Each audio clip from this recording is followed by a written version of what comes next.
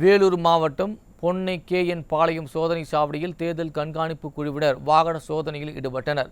அப்போது ஆந்திர மாநிலம் சித்தூர் பகுதியைச் சேர்ந்த லீலாவதி என்பவரிடமிருந்து உரிய ஆவணங்கள் இல்லாமல் வைத்திருந்த 5 லட்சம் ரூபாய் பறிமுதல் செய்து காட்பாடி வட்டாட்சியர் அலுவலகத்தில் ஒப்படைத்தனர். வேட்பு மனுவிற்கான ஏற்பாடுகள் குறித்து மாவட்ட ஆட்சியர் ஆய்வு மேற்கொண்டார். ஆட்சியர் அலுவலக நுழைவாயிலிலும் அலுவலகத்திற்கு உள்ளும் எல்லை கோடுகள் போடப்பட்டுள்ள பகுதியிலும் போலீசார் பாதுகாப்பு பணியில் ஈடுபட்டுள்ளனர். மின்னணு வாக்குப்பதிவு இயந்திரங்களை பார்வையிட்ட ஆட்சியர் தேர்தலுக்காக சுமார் 4500 வாக்குப்பதிவு இயந்திரங்கள் தயார் நிலையில் உள்ளதாகவும் தேர்தல் அதிகாரிகள் தெரிவித்தனர்.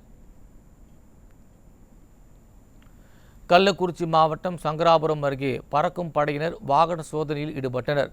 அப்போது உரிய ஆவணமின்றி எடுத்துச் செல்லப்பட்ட 1,50,000 ரூபாயை பறிமுதல் செய்து சங்கராபுரம் வருவாய் வட்டாட்சியர் அலுவலகத்தில் உள்ள மாவட்ட தேர்தல் நடத்தும் துணை அலுவலர் கீதாவிடம் ஒப்படைத்தனர். ஓமலூரில் தேர்தல் விதியை மீறி பேரூராட்சி தலைவர் அலுவலக அறையை திறந்து பிறந்தநாள் கொண்டாடிய பேரூராட்சி தலைவர் மற்றும் அவரது கணவர் மீது போலீசார் வழக்கு பதிவு செய்தனர்.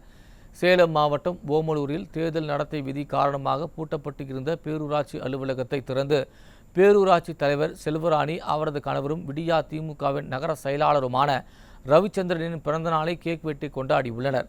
இதையடுத்து பேரூராட்சியின் பொறுப்பு செயல் அலுவலர் ராணி கொடுத்த புகாரின் அடிப்படையில் போலீசார் அவர்கள் மீது 2 பிரிவுகளின் கீழ் வழக்கு பதிவு செய்துள்ளனர்.